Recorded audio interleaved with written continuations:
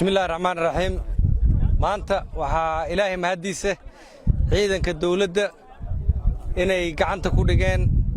degmada Aboorey oo cadawga uu haystay muddo 12 sano ah Soomaa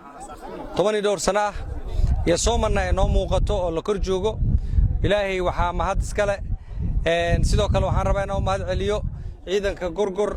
ciidanka xoogga dalka ee guutada qaybta 27aad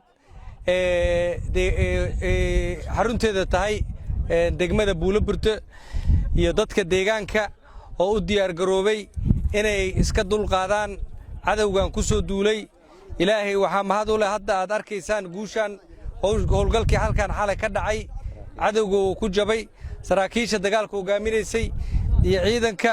iyo dadka deegaanka waxaan ugu mahad celinayaa inay aqbaleen باقي مدحوينها جمهورية فدرالك الصومالية حسن شيخ محمود وكوباقي إن لا سكدعي إن ما كان عدوقه أنا جنا وايد قرب تاجنا هاي دولة ديني وايد قرب تاجنت هاي وحمر لبعض مرسدحات إذا كم هذا علينا يا إن هالقل كان أتصدق بأوقاتين وحاكلته وأن إذا كم هذا علينا إن دقمدان دوري 8 سنة عدوق عندي سكوجر تاجنت كلكتين مركا الحمد لله إلهي بمهدله صومالي ويقول ستي الله أكبر الله أكبر وأقول يسني